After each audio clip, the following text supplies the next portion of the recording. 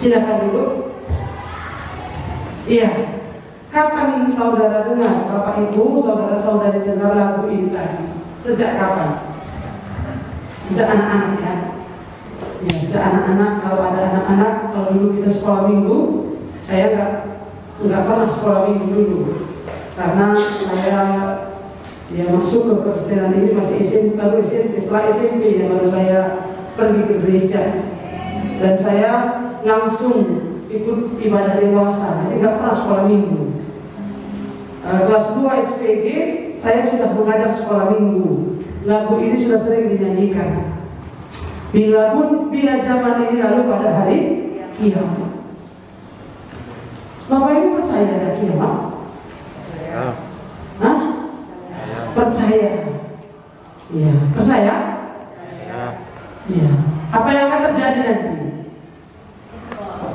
Hah? Apa macam gempa? Tapi yang jelas di situ yang bila bunyi sangkakala. Bila bunyi sangkakala ku ada kan? Ada. Ya ada.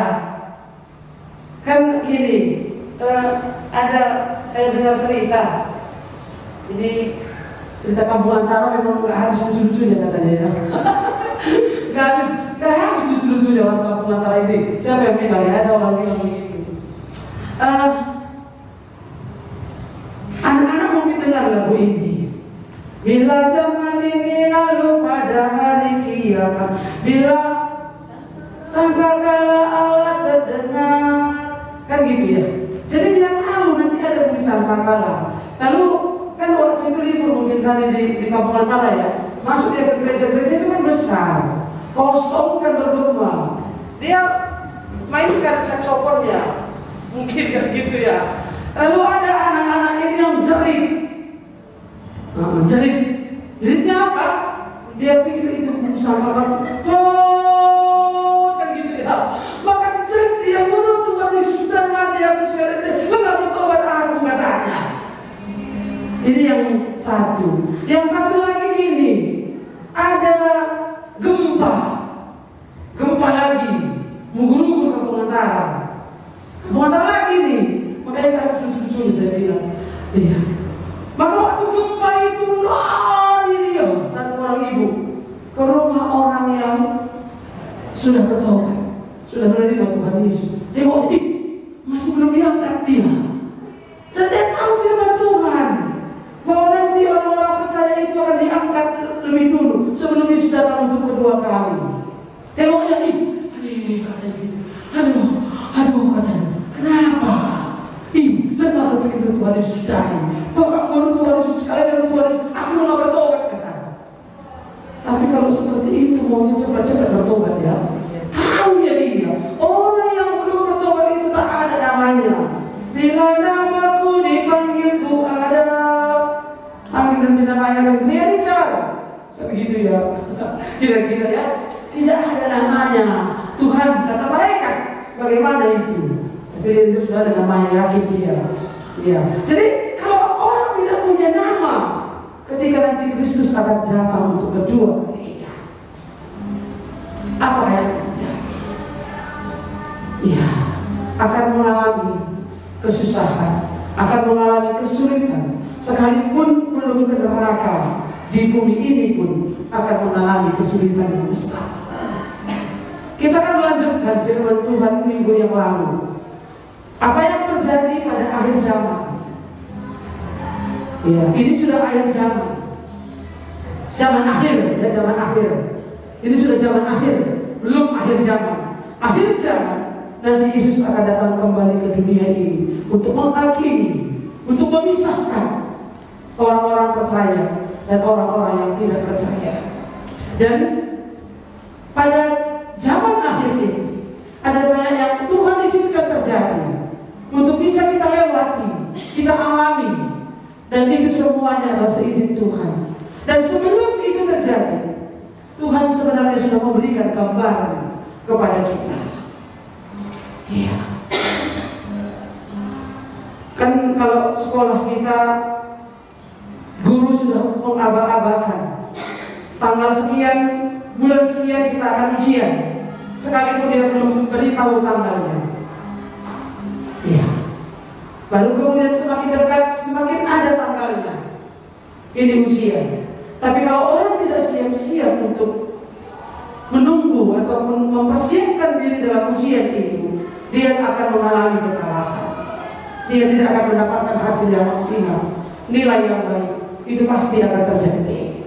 Baik, Bapak Ibu Saudara-saudara yang dikasihi oleh Tuhan, Tuhan sudah berbicara, Tuhan sudah bernubuat apa yang akan terjadi sebelum pada pada waktu kedatangannya. Bahkan sebelum kedatangannya pun dia akan ada yang terjadi.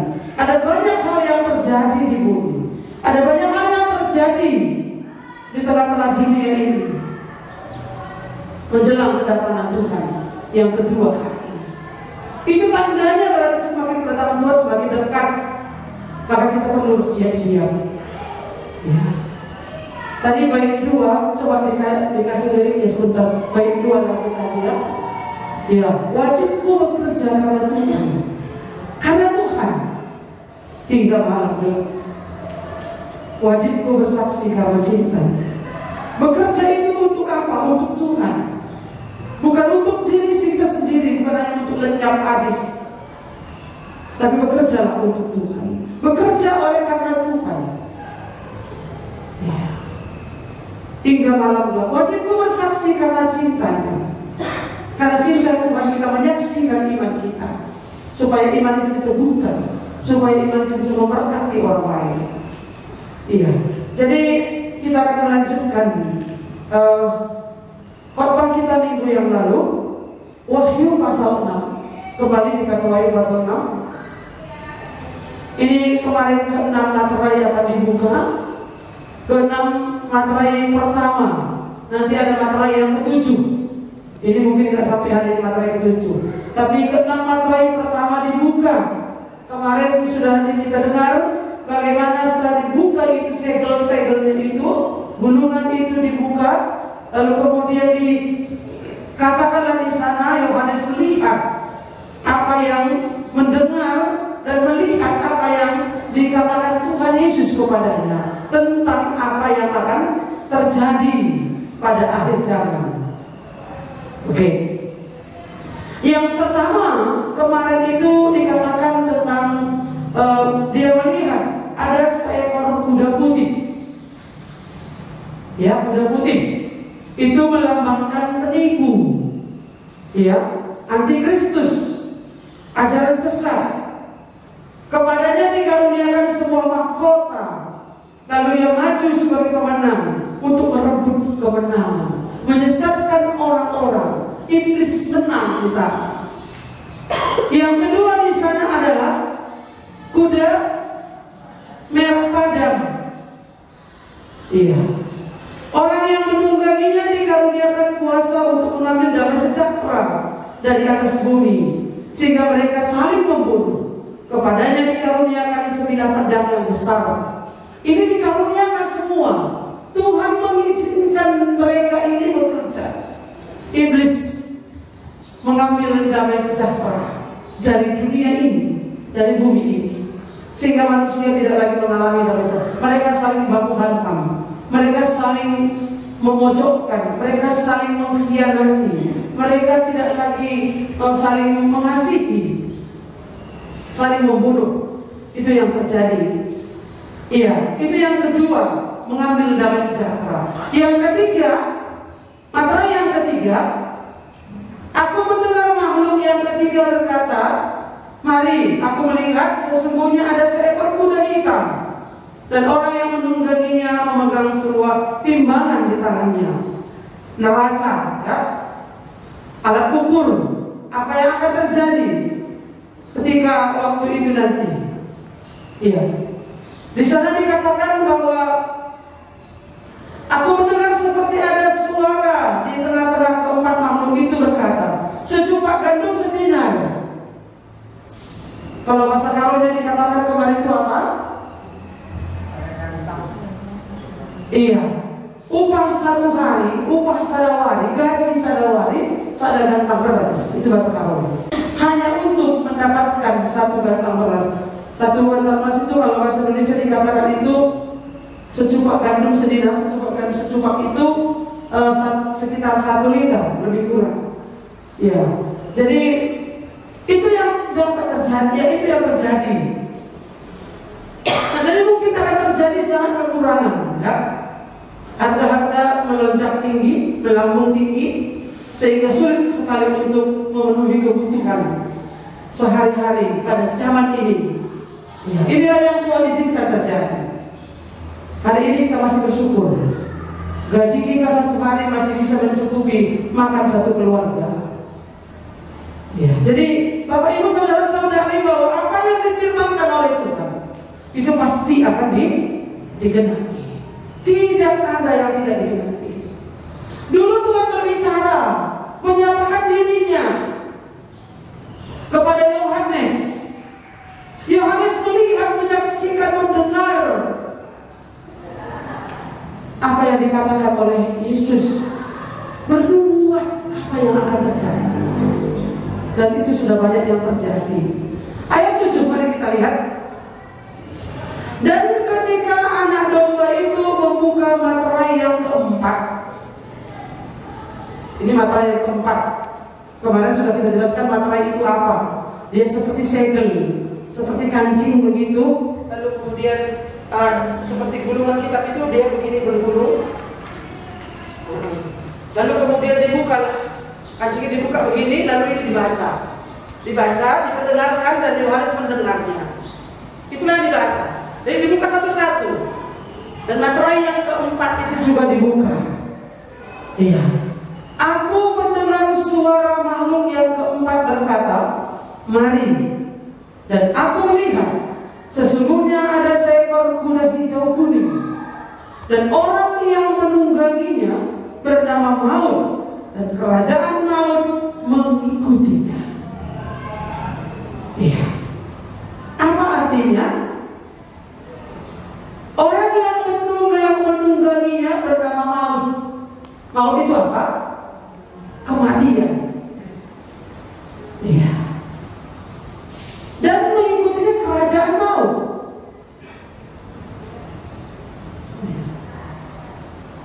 Yang mengizinkan akan terjadi kematian.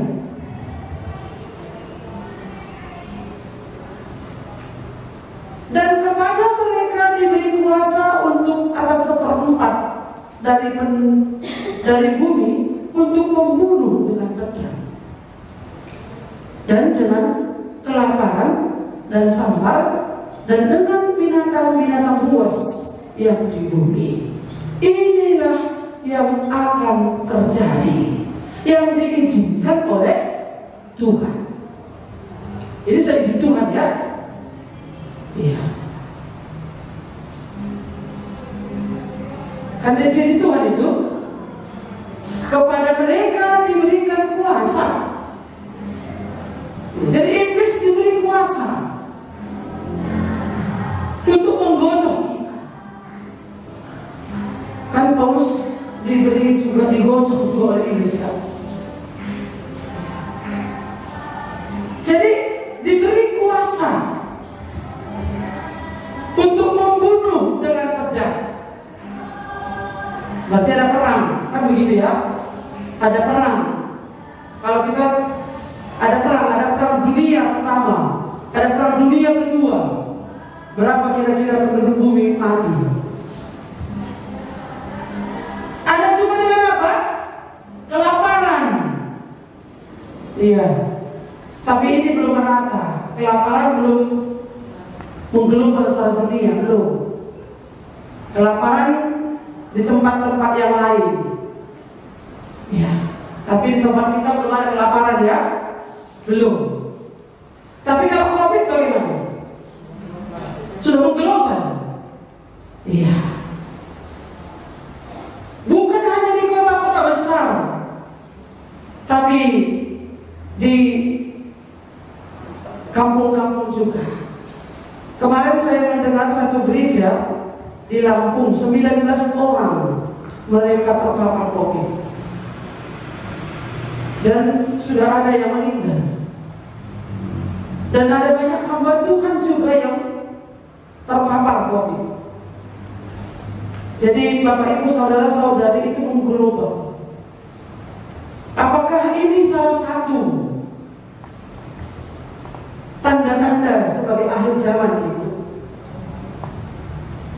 Ya, kita tidak bisa pastikan. Tapi kalau selama ini kita berpikir bahwa kelaparan terjadi, kebakaran terjadi, banjir terjadi, itu hanya di tempat-tempat tertentu. Tapi COVID-19 ini itu menggelembung seluruh dunia, mengalaminya dan melumpuhkan ekonomi, bukan hanya negara kita, tapi negara-negara yang lain. Itu sebagai tanda akhir zaman. Belum memang bunyi trompet tadi, tapi memang tanda-tandanya ini sudah. Maka yang belum bertobat, bertobatlah. Terima Tuhan Yesus. Jangan nanti bila namaku dipanggil absen, gitu kira-kira. Tidak ada namanya. Tanda-tandanya sudah datang, sudah ada. Jangan terlalu santai dengan hidup ini. Jangan hanya mengejar dunia ini saja. Carilah Tuhan selama ia berkenan ditemui. Carilah Tuhan selama ia dekat. Kapan itu dia berkenan ditemui? Pada waktu kita mendengar suara Tuhan, janganlah keraskan hatimu. Ambil keputusan.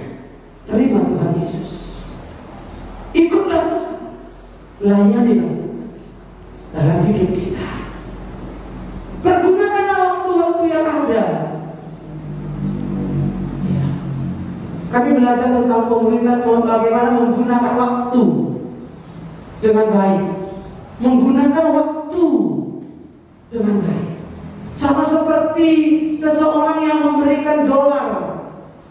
Ya, pemberinya itu akan mengambilnya kembali kalau uang itu tidak digunakan dengan baik. Tuhan juga akan mengambil kesempatan itu. Kalau waktu-waktu ini tidak kita gunakan kesempatan yang baik itu, tidak kita gunakan dengan sebaik-baik mungkin, hanya dengan memuaskan keinginan sendiri, maka waktu itu tidak akan pernah terulang lagi. Sia-sia waktu yang kita jalani kalau kita tidak pergunakan waktu untuk hidup melayani Tuhan. Melayani Tuhan bukan berarti hanya pergi memberitakan Injil, tapi lewat keluarga kita. Bagaimana kita berjuang untuk keluarga kita, melayani anak-anak, mengajari anak-anak, mendoakan orang-orang yang tertentu. Itu adalah pelayanan kita. Yerusalem kita. Tapi tidak bisa hanya sampai di situ. Bukankah Tuhan mau sampai bertahun-tahun di situ? Kita juga harus bergerak. Pergilah. Tuhan suruh pergi. Semua bangsa menjadi murid. Jadi karena semua bangsa menjadi murid, Tuhan menggerakkan kita untuk itu. Nah, akhir zaman itu sudah semakin dekat. Tanda-tanda itu sudah semakin ada, semakin terlihat di sana. Jadi kalau hidup kita hanya untuk diri kita saja, itu bagaimana? Ini yang disaksikan oleh Yohanes. Sudah ada kelaparan? Sudah? Perang? Sudah. Kelaparan? Sudah. Penyakit sampar? Penyakit menular ini? Iya. Sudah ada. Jadi mari kita mengerti, mari kita melihat ini. Apa yang dahulu dinubuatkan oleh Allah, yang disampaikan kepada Yohanes, hari ini bisa dilihat oleh mata kita sendiri. Kita mau ini ditulis supaya kita mengerti, supaya satu saat nanti saat tiba waktunya, oh ini rupanya yang Tuhan katakan. Tapi kalau kita belum percaya, kita tak mengerti firman Tuhan, kita tak tahu. Iyo, aku pilih batai dan pilih tak apa. Hakim demi. Tapi kalau kita mengerti firman Tuhan, ini namun pengenapan firman Tuhan, dan kita bisa berdoa kepada Tuhan. Tuhan berikan aku berdoa dalam mendengarkan firman Tuhan. Jadi kita tidak bingung lagi dengan situasi yang ada. Kita bisa mempersiapkan diri kita. Bagaimana kita bisa tetap terus akan melayani Tuhan. Ya, kita lanjutkan ayat yang ke-9. Dan ketika anak domba itu membuka materai yang kelima, ya, mereka yang telah dibunuh, aku melihat di bawah mezbah jiwa-jiwa mereka yang dibunuh oleh karena firman Allah dan oleh karena kesaksian yang mereka miliki.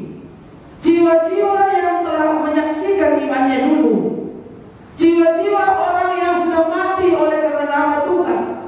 Stefanus misalnya, Daniel di gua singa, itu karena imannya, ya. Dan lain-lain. Bahkan orang-orang pada zaman setelah Yesus pun, mereka yang melayani Tuhan, nanti akan ada itu. Iya.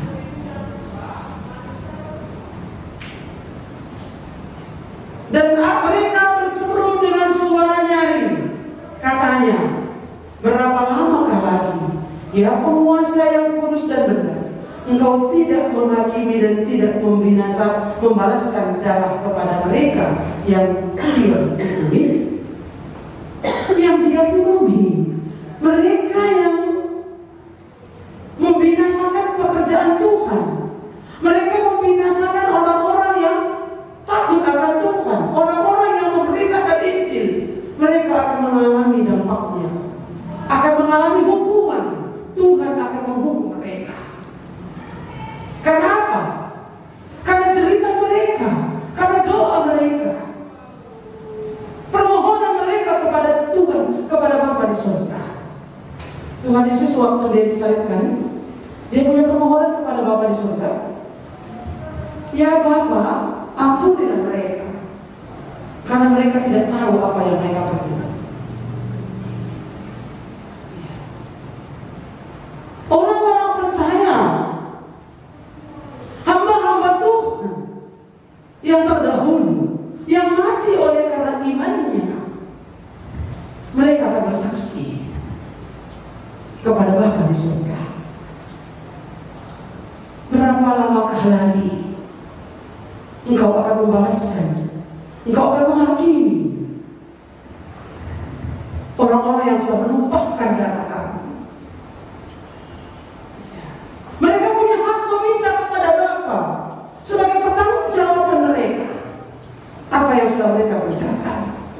Dan ini nanti Tuhan akan menghukum orang-orang yang seperti itu, orang-orang yang menindas kebenaran, orang-orang yang menghancurkan pekerjaan Tuhan, orang-orang yang membunuh orang-orang yang memberitakan Injil. Itu ada waktunya. Tuhan akan menghukum mereka. Keadilan Allah akan dinyatakan. Bapak Ibu saudara-saudara yang dikasihi oleh Tuhan, kita bersaksi, kita bertahan oleh karena iman kita. Kita tidak takut untuk memberitakan atau hidup dalam kebenaran. Itu nanti akan ada fungsinya, ada upahnya. Apa upahnya? Dan kepada mereka masing-masing diberikan sehelai jubah putih, dan kepada mereka dikatakan bahwa mereka harus beristirahat sedikit waktu lagi, hingga genap jumlah kawan-kawan pelayan dan saudara-saudara mereka yang akan dibunuh sama seperti mereka. Mereka diberi jubah, pakaian, sebagai lambang bagaimana mereka melayani Tuhan.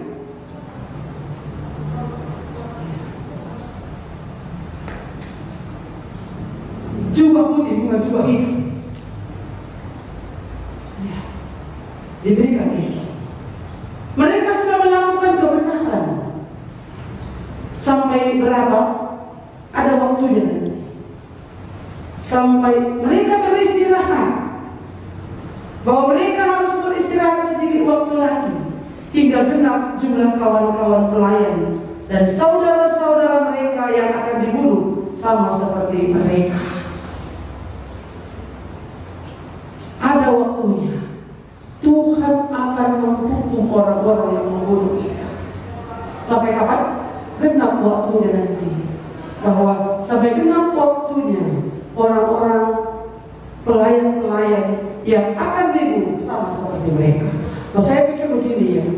Tadi saya pikir Tuhan Yesus datang. Ya memang itu kata firman Tuhan. Kalau semua suku bangsa di bumi ini akan sudah mendengar Injil, maka dia akan datang. Dalam hitungan berapa lama? Kita nggak tahu. Bisa hitungan detik. Hari ini kan zaman ini zaman milenial ini. Injil diberitakan secara online. Dan bisa saja orang yang kita pikir belum sampai Injil di sana diberitakan secara online mereka bisa mendengar. Bukan Tuhan tidak menunggu semua orang bertobat, tapi Tuhan menantikan semua penduduk bumi mendengar nama Yesus. Ketika seluruh penduduk dunia ini mendengar nama Yesus adalah Tuhan, situ waktunya bunyi sangkakala kata dengar, sampai kepada kasih dengar sampai sama dari seluruh penjuru bumi, keempat penjuru bumi akan mendengar ini. Bukan hanya di bumi, barat, timur, barat, utara, selatan, keempat penjuru bumi akan mendengar semuanya. Disitulah nanti pembunuh-pembunuh ini, penindas-penindas ini akan ketakutan. Di sini waktunya dia pasti akan dihukum. Ya. Jadi nggak usah kita yang mau menghakimi orang ya. Ini pun jahat kali sama orang Kristen ini. Tahu yang tidak saya jangan. Nantikan saja, biarkan Tuhan yang akan bertindak. Kamu bagian doa apa? Bertobat saja. Layani Tuhan. Hiduplah benar-benar berterima sambil menantikan itu semua.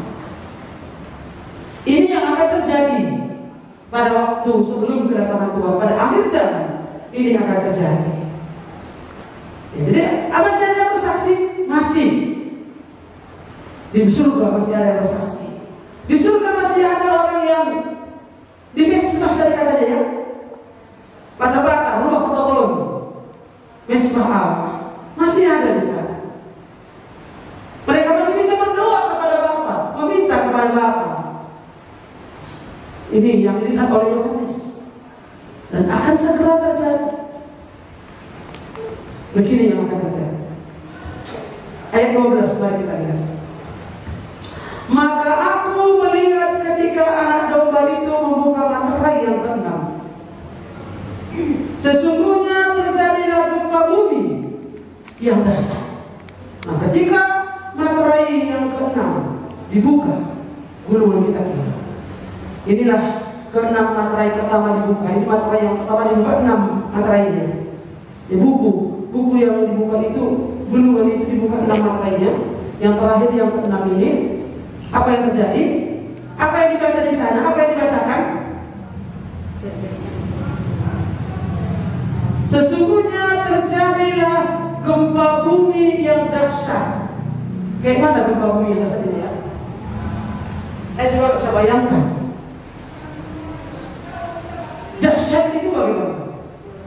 Kalau Yesus kepada Yohanes itu bukan hanya berlaku dalam satu daerah, tapi mengglobal. Ini yang terjadi di bumi ini. Gempa bumi yang dahsyat.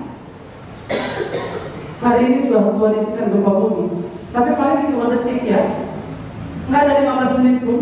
Sumpah 15 menit bagaimana? Bergalut ya.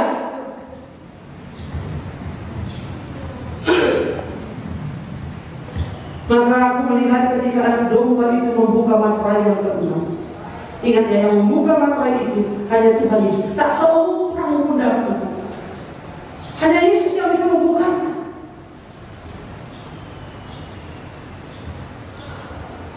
Berarti dia mengizinkan penunggang-penunggang kuda tadi, mengizinkan apa yang terjadi di bumi ini, mengizinkan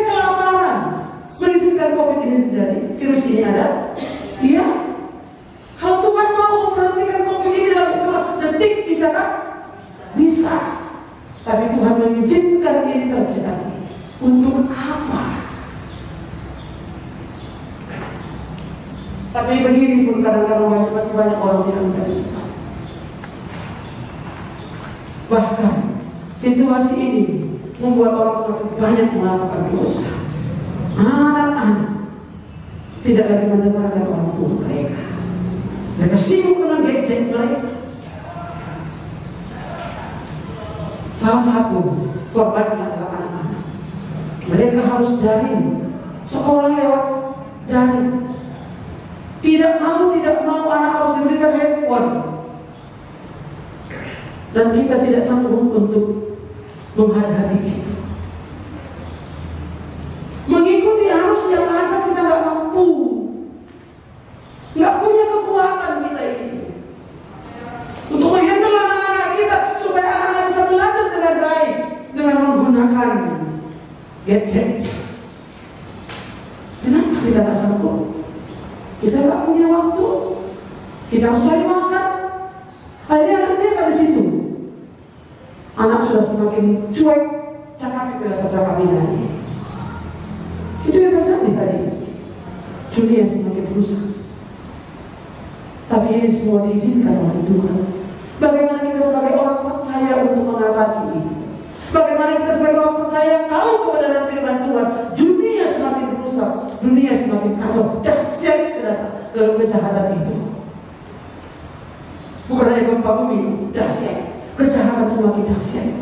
Bagaimana kita sebagai orang percaya hari ini terjun diperhadapkan kepada kita, bagaimana kita mempersiapkan generasi kita ini sebelum kedatangan Kristus. Paling tidak sampai mereka bertobat. Entah kapan Tuhan datang, yang penting anakku sudah bertobat. Mari Bapak Ibu saudara-saudara, zaman akhir semakin dekat, akhir zaman semakin dekat. Dan kita mengerti kebenaran firman Tuhan inilah terjadi. Gempa bumi yang dahsyat, matahari menjadi hitam. Sekarang matahari warnanya apa? Kuning. Ini nanti sudah jadi hitam, seperti bagaikan karung rambut. Dan bulan menjadi merah seluruhnya bagaikan darah. Bulan itu gak lagi kuning kemerah-merahan, tapi seperti apa? Darah merah. Dan bintang-bintang di langit berjatuhan ke atas bumi bagaikan pohon ara menggugurkan buah-buahnya yang mentah. Ada buah mentah, kalau bilang kalau jadi mata, kalau tasak dia kan sudah tasak lembek ya, jatuhnya kita kan nggak begitu sakit. Tapi kalau mentah, kata kakaknya tercinggung. Seperti itulah bintang-bintang akan berjatuhan. Apa yang perlu ya? Ngeri. Tapi ini bukan untuk mengeri-ngerikan kita, bukan berarti kita takutan. Artinya di sana apa? Kita mengerti, oh ini yang akan terjadi. Seperti inilah makanya kukejar kehidupan ini dengan sekuat tenagaku. Kalau di akhir zaman ini aku belum bertobat, apa yang akan terjadi? Hukumanlah yang akan terdapat. Bapak Ibu saudara-saudara yang dikasihi Tuhan, inilah yang akan terjadi di akhir zaman nanti. Supaya kita mengerti waktunya pasti akan terjadi. Bagaimana kita menghandle ini? Bagaimana kita mempersiapkan diri kita sebelum kedatangan ini? Ya. Dan bintang-bintang di langit berjatuhan ke atas bumi bagaikan pohon ara, menggugurkan buah-buahnya yang mentah apabila ia diguncang angin yang kencang. Maka menyusutlah langit bagaikan gulungan kitab yang digulung, dan tergeserlah gunung-gunung dan pulau-pulau dari tempatnya. Bagaimana bumi?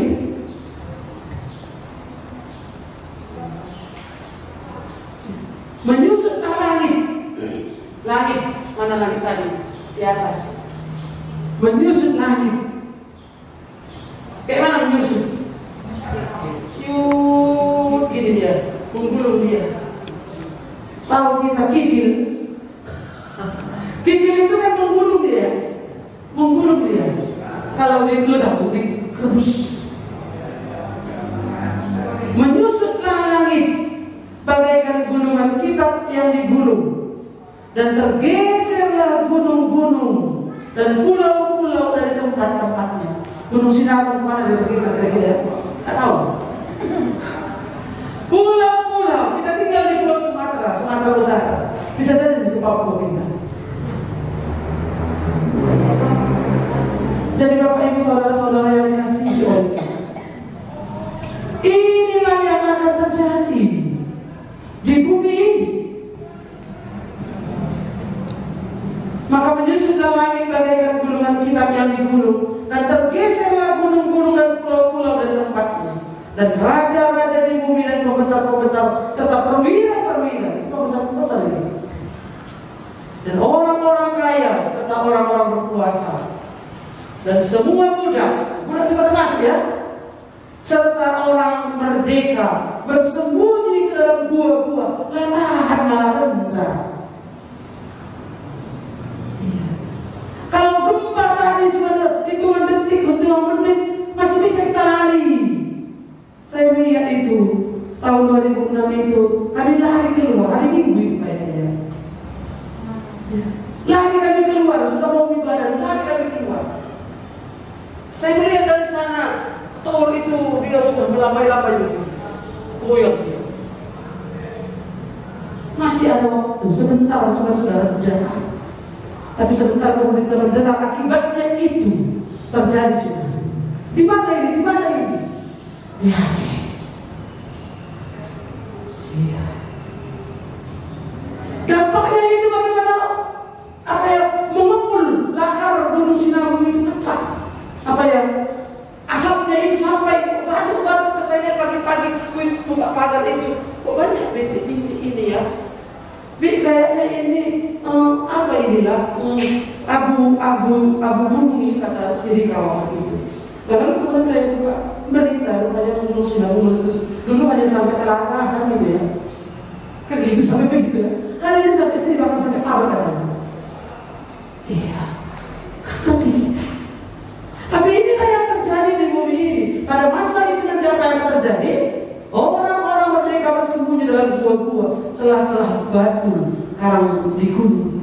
Dan merdeka berkata pada gunung-gunung dan kepada batu-batu di karang itu, runtuhlah menimpa kami. Jakarta mereka begini. Di mana jabatannya? Perwira-perwira, penguasa-penguasa. Lah naik ke dalam saya kiam, kudelem-kudelem, bukit-bukit batu katanya, runtuhlah menimpa kami. Yang itu kesusahan satu, tidak seorang pun yang bisa menghadapinya. Ini bukan berarti hal yang sedikit, ya, kecil. Inilah yang akan terjadi, yang sudah dibuatkan oleh Allah. Dan mereka berkata kepada gunung-gunung dan kepada batu-batu karang itu, runtuhlah menimpa kami, dan sembunyikanlah kami terhadap Dia. Dan di mana kemudian yang duduk di atas tahta yang terhadap murka anak domba itu. Inilah rawa-rawa di Batanai. Hari ini kami pikir belum nampak ya rawa-rawa di Bata. Kita belum sadar inilah murka Allah. Nggak sadar kita itu. Inilah rawa-rawa di Batanai. Inilah murka Allah sudah datang kepada kita. Anak-anak tidak lagi menghormati orang tua. Ini termasuk murka Allah. Tapi kadang-kadang tidak kita mengerti akan hal itu. Kita mengerti anak dari lagi raja setiap belain, kualitasnya berkurang. Kualitas generasi kita berkurang, sangat berkurang. Generasi tahun 60-an mereka masih menghormati guru dan orang tua. Tapi hari ini guru di depan, bahkan ya anak kami panggil. Hari ini berani seperti itu. Kita dulu bagaimana? Ibu lapang, lain dan dulu bu, di negara kan Cuman bagaimana berkata?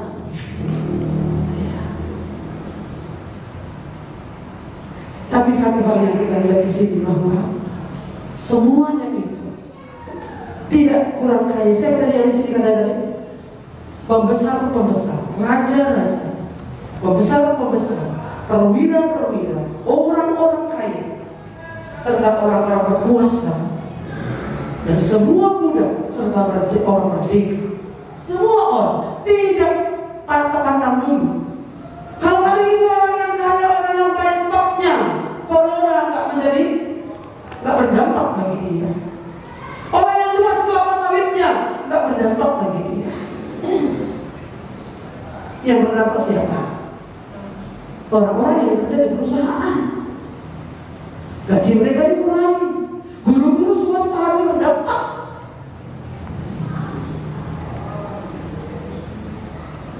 Sangat berdampak. Tapi orang-orang yang kaya, orang-orang yang luas kelapa sawitnya nggak berdampak bagi mereka. Harga kelapa sawit naik lagi kan gitu kira-kira. Nggak berdampak bagi mereka. Tapi pada masa ini, raja-raja, pembesar-pembesar, perwira-perwira, orang-orang kaya, budak, bahkan semua orang akan menghadapi kesusahan yang besar itu.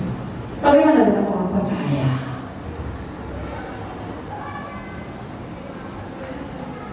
Itu nanti kita lihat. Sebab sudah tiba hari besar murka mereka, dan siapakah yang dapat bertahan? Murka Allah pasti akan terjadi. Pada akhir zaman murka Allah akan dinyatakan. Dengan cara bagaimana? Ini cara yang salah satu di antaranya. Tapi mungkin kita tidak merasakan ini, tidak menanggap, tidak melihat bahwa ini salah satu murka Allah saat terjadi dalam hidup kita. Kita pikir ini biasa saja. Zamannya itu nikmati saja. Alat ini sudah dibuatkan oleh Tuhan. Sebagai orang percaya, sebagai orang yang mengerti kebenaran firman Tuhan, mari kita melihat ini, bagaimana kita memandangnya. Kesusahan besar itu akan terjadi. Tapi satu yang saya kita sampaikan kepada Bapak Ibu, orang yang percaya pada masa kesusahan besar ini tidak akan mengalami lagi, karena dia sudah diangkat ke surga. Kalau sudah percaya, tapi kalau belum, akan diuji sekali lagi dalam kesusahan besar ini, akan mengalami itu. Apakah ada orang yang percaya di sini? Mungkin ada. Tapi bagaimana saudara bisa percaya pada masa kesusahan besar, sedangkan kesusahan kecil-kecilan pun di bumi ini saudara tidak mengambil keputusan untuk bertobat? Bagaimana bisa dalam kesusahan besar itu? Tapi itu anugerah, tetap ada anugerah. Maka mari saudara-saudara, Bapak Ibu, kalau belum bertobat, ambil keputusan, terima Tuhan Yesus sebagai Tuhan dan Juru Selamat saudara. Mari layani Tuhan. Sedikit waktu ini, berikan waktu untuk Tuhan, untuk melayani Tuhan. Jangan sia-siakan. Waktu-waktu ini adalah waktu yang jahat. Mari kita persembahkan hidup kita, hidup kita yang sisa.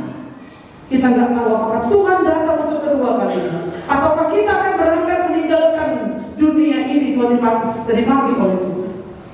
Kita nggak ngerti. Tapi yang pasti, waktu yang ada, mari tinggalkan dosa dan layani Tuhan. Mari kita berdoa.